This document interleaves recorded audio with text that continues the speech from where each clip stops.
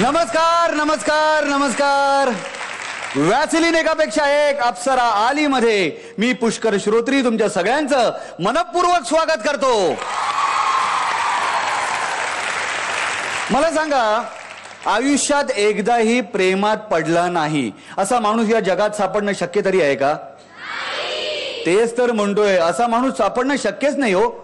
कारण माणूस जन्माला आल्यानंतर सगळ्यात आधी त्याची आई त्याच्यावर प्रेम करते, त्याला शिकवते, वाढवते. लहानपणी त्याच्या आईबरोबर त्याचे वडील, काका, काकी, मावशी, आत्या, त्याची मित्रमंडळी त्याच्यावरती प्रेम करायला लागतात. मग तारुण्यात पदार्पण होतं आणि लहानपणापासून मिळवलेलं प्रेम तो किंवा ती वाटायला सुरुवात करतात. म्हणजे कॉलेजमध्ये गेल्यानंतर तो असेल तर त्याला आपल्या बाईकची मागची सीट रिकामी आहे असं सारखं वाटायला लागतं. ती असेल तर तिला कोणाच्या तरी बाईकवरनं कुठेतरी फिरायला जावं असं सारखं वाटायला लागतं.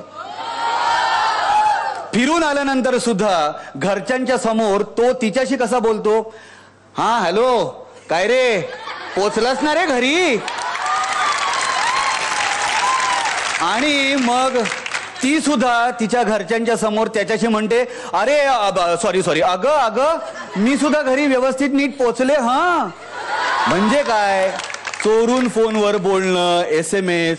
याचाच अर्थ असा की जगात सर्वत्र प्रेम आहे. अहो सर्वत्र प्रेम आहे म्हणजेच ह्या वॅसलीन एकापेक्षा एक अप्सरा आलीच्या मंचावर सुद्धा हे प्रेम ठासून भरलेलं आहे. असो असो असो, ह्या विषयावरती जितकं बोलू तितकं कमीच आहे हो. त्यामुळे या विषयावरती बोलण्याआधी आज आता आपण स्वागत करूया आपल्या गुरूंचं.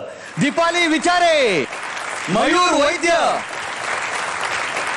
आणि आजही मधल्या खुर्चीत बसण्याचा मान मिळवणारी फुलवा खामकर. सलग 2 आठवडे फुलवा मधल्या खुर्चीमध्ये बसते, तो मान मिळवते. त्यावरची तुमची रिॲक्शन काय मयूर आणि दीपाली? ऍक्च्युली ती टेबलच्या खाली असते. उभा राहून दाखवू मी? हा दाखव. मधल्या खुर्चीत बसण्याचा मान मिळवणारी फुलवा खामकर. आग लागते आग. हा, कारण ही एक प्रेमळ स्पर्धा आहे आणि म्हणून या तिघांमध्ये सुद्धा एक चुरस निर्माण झालेली आहे. आता आपण स्वागत करणार आहोत आपल्या कुटुंब प्रमुखांचं, अर्थात आपले लाडके महागुरु सचिन पिळगावकर यांचं.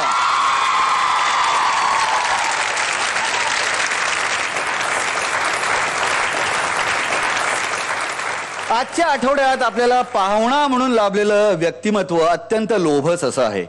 म्हणजे तो एक उत्तम संगीत दिग्दर्शक आहे, निर्माता आहे, दिग्दर्शक आहे आणि सगळ्यात महत्वाची गोष्ट म्हणजे तो एक अत्यंत प्रॉमिसिंग गायक आहे. त्याचबरोबर गेले काही आठवडे आपल्या समोर तो अँकर म्हणून सुद्धा येत आहे. अटके पार आपला झेंडा नेणारे, खुपते तिथे गुप्तेवाले अवधूत गुप्ते.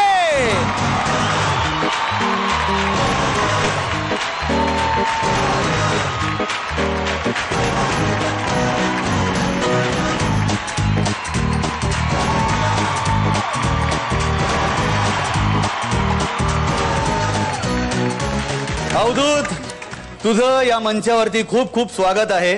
आयुष्यभर मला खरंच वाटत नाही. पण तुला आज काही खुपते म्हणून इथे आलेला नाहीयेस ना? अरे काय काय खुपतं तुला काय सांगू रे बाबा. म्हणजे मुख्य म्हणजे इथे येण्याचं कारण असं की माझा सॉलिड वशिला आहे हे मला सगळ्यांना दाखवायचंय. हो, म्हणजे आमच्या कोल्हापुरात कसं असतंय की तुम्ही नाटक असू दे नाही तर लावणीचा कार्यक्रम, हा, सगळ्यात पहिल्या लाईनीत बसून किती मी फेटं उडवलं हा, तरी विंगेत जाऊन जर का बाईला शेकाण केला का नाही, हा, तो खरा मोठा. क्या बात आहे. पण सर तुम्हाला एक अगदी मनापासून एक गोष्ट सांगतो. अवधूत आल्यामुळे मला ना माझ्या घरचं कोणीतरी आल्यासारखं वाटतंय. याचं कारण असं, इथे सतत अप्सरा आहेत, गुरु आहेत, महागुरु आहेत, पण माझ्या साईडला कोणीच नाही हो. त्यामुळे अवधूत हा माझ्या घरचा माणूस आल्यासारखा मला आनंद झालाय. माझ्याकडे मी खरोखर सांगतो मित्रांनो की मी माझा स्वतःचा खुपते तिथे गुप्ते देखील कार्यक्रम एवढ्या लॉयल्टी किंवा एवढा मी प्रामाणिकपणे बघत नाही जितका हा बघतो. आणि बायको आतमध्ये चपात्या करत असते आणि मी कार्यक्रम असा बघत असतो आणि बायको आतनं फक्त 5 मिनिटांनी ओळखते, अवधूत तोंड बंद कर.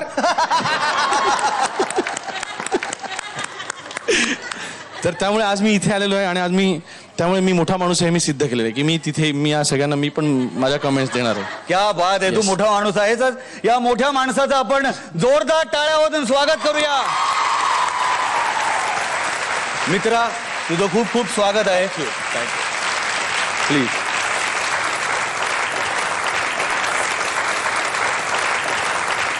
अवधूत, आजच्या आठवड्यात तुला बोलवण्यामागचं आमचं कारण उद्देश वेगळा आहे. अच्छा. कारण आमचा या आठवड्यातला विषय आहे प्रेम मिलन, आणि ह्या विषयावरती अधिकारवाणीने बोलणारी माणसं फार कमी आहेत. बरोबर, तुम्ही त्यापैकी एक आहात. हो. आणि म्हणजे बरीच लोक आहेत इथे. हो. मला काहीच माहित नाही, मला शिकायला मिळेल ह्यामधनं खूप काही. अभिनेत्यांमध्ये माझ्या बरोबर प्रसाद ओक, बरोबर. जितेंद्र जोशी अधिकारवाणीने बोलू शकतात.